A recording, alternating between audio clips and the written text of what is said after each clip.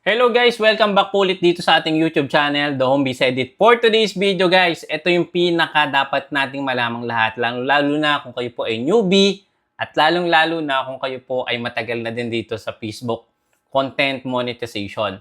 Guys, Facebook new update. Ayan, 2025 na.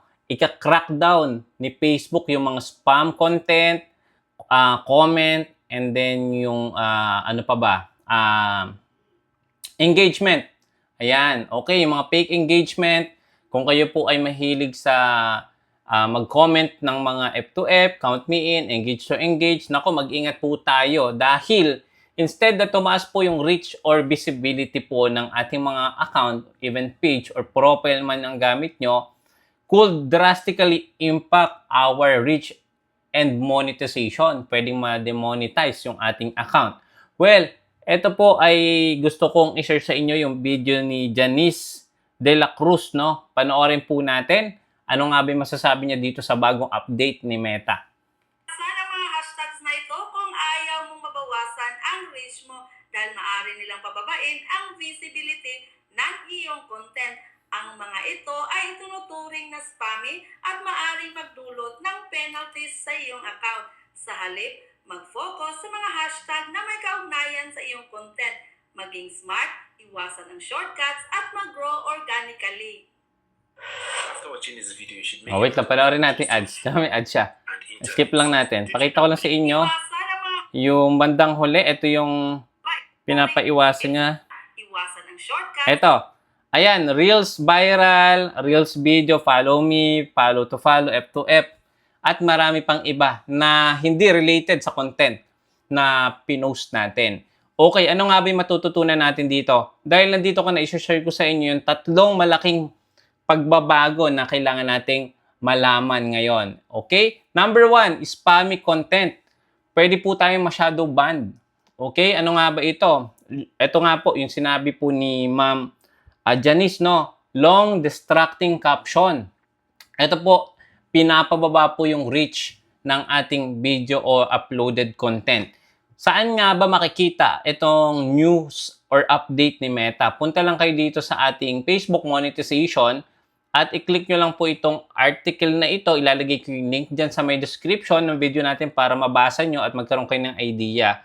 So ano nga ba yung spammy content, no? Ito yung example niyan, guys. Ito.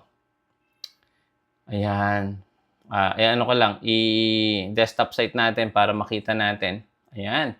So, spammy content, yan yung ano, yung sobrang haba ng caption na unrelated. Ito, makikita nyo, ayan, ito sample, ayan, oh. Makikita nyo guys dito, yung kanyang caption ay related sa car, pero yung kanyang picture dito ay irrelevant kasi nga pagkain ito. Tapos meron pa siya dito guys, mga hashtag na nakalagay viral content, like for like, ayun, boost engagement, follow to follow, viral, boost engagement, page promotion, at marami pang iba. Instead na tumaas yung visibility or reach nyo, bababa po lalo yan. So, yan, ito pa. Ito pa example ni Armin, ano, sample lang to. Yung kanyang post is about sa animals or pets. Pero yung kanyang top 10 airplane facts, 'di ba, unrelated yung caption. So pwedeng magkaroon tayo ng shadow ban. Ito pa, irrelevant hashtag or off-topic text. Ayan, dog picture with airplane facts. Ayan, so ayan po. Only show to followers para makita lang ng mga followers natin. So mali po yan, bababa po yung reach or magkakaroon kayo ng shadow ban. Result, kapag po paulit-ulit natin itong ginawa, spammy account, pwede ma-lose yung monetization or yung page visibility natin. Okay, number 2, ano pa ba ang mga dapat nating malaman? Fake engagement get removed by Facebook. Automatic to, no? Yung fake comments, like, no? Ito, hidden or automatic mare-remove po iyan. Yung mga fake comments, ano nga ba yung mga fake comments na yan? Yung, eto guys, wala naman sana magagalit. Pero, pag po kasi nag-post tayo, sample, malungkot yung content, pero ang kinoment nyo, congratulations. Di ba? Sobrang irrelevant naman nun. Meron din naman mga gusto talaga mag-grow, no? And ang kino-comment nila, CMI or count me in, ibig sabihin nun, F to F, follow to follow yon, engage to engage, yon, yung mga ganun, irrelevant po. Pwede po yung ma-remove or ma-tag kayo as fake engagement, no? So, ano nga ba example niyan? Meron din ditong pinakita diyan si Facebook. Naku, wala na. Hindi ko na ata makita din eh. Oh, anyway, so yun yung example nun, ano. Ito pa, fake pages. Okay, ano nga ba ito? 100 million plus na mga pages ay naban po noong 2024. 100 million pages. So, get terminated by Meta. So, mag-ingat po tayo kung tayo po ay gumagawa ng pages, no, na hindi po authentic, no, or hindi tayo gumagawa ng original content. So, possible ma-terminate yan, lalong-lalo kung impersonator po yung mga pages na yan. So, possible, kapag affected yung page, yung main profile, possible magkaroon din po yun ng violation. Ito pa, new features. User can now plug irrelevant comment to clean up discussion. So, pwede na po tayong makijoin sa bagong update na to. So, pupunta lang muna tayo dito guys sa Facebook. Then, isa-search muna natin dito yung example niyan para may idea kayo. Punta kayo sa Facebook for Creators. Meron sila ditong updated post related sa pinag-uusapan natin ngayon. So, ito po yun guys, no? Pwede po nating tulungan yung mismong publisher or yung mismong creator na i-low or i-hide yung yung mga irrelevant na comments. Ito po 'yon. Let us know which comment aren't useful. This is anonymous. Ayan, yung mga fake account na nagko-comment diyan, 'di ba? Naninira po 'yan ng reach or ng engagement. Okay?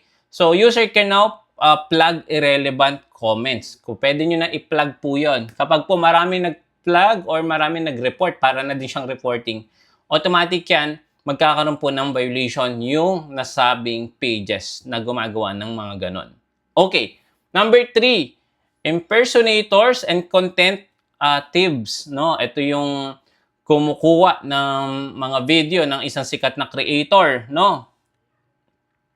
Face stronger action.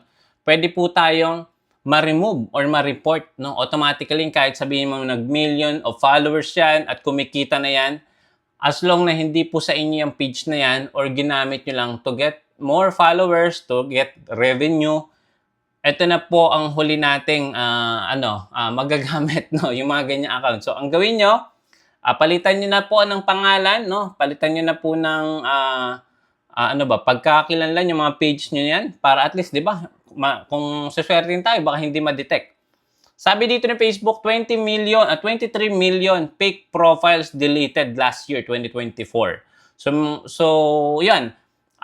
Ako din po, naka-experience tayo ng ganito last 2022 pa, no? Maraming gumaya po ng account natin. At instead po na mag-grow po yung ating personal profile, ang nag-grow po yung mga impersonator na kumukuha ng gumagawa ng kamukhang pangalan, kamukhang profile, kamukhang post.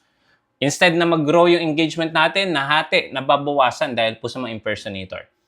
Ito pa, meron tayong tinatawag na moderation assist. Now, auto-hides comment from suspected fake account. So, makakatulong po itong moderation assist para po ma-eliminate natin yung mga fake accounts or suspected na mga suspicious pages or profile. Right managers, ano din po ito, makakatulong din, upgraded to protect original creator from repost thieves. Ito yung right manager. So, sa next video, pag-uusapan natin tong right manager na ito. So, yan po muna yung tatlo na update natin. So, lahat po ng mga spammy content ay delikado na po to get monetized. At delikado din po na ma-remove or ma-disable yung Facebook pages or profile nyo. Kaya wag na po tayong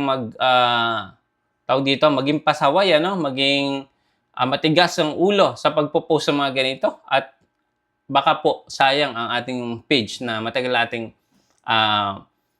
ginamit or matagal na yung na-build yung followers. So sayang.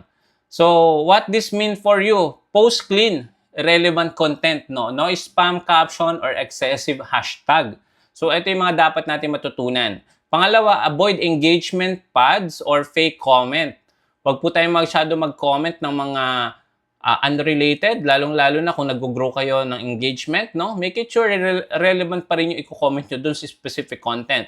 Sabi dito, Facebook Artificial Intelligence is cracking down po yung mga ganyang content o yung mga comment na ganun. Protect your brand.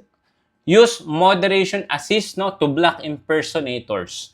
So, yon. And, warning, if your strategy relies on spam tactics, your reach could plummet overnight. So, pwede pong mawala or dahan-dahan bumaba. So, sayang.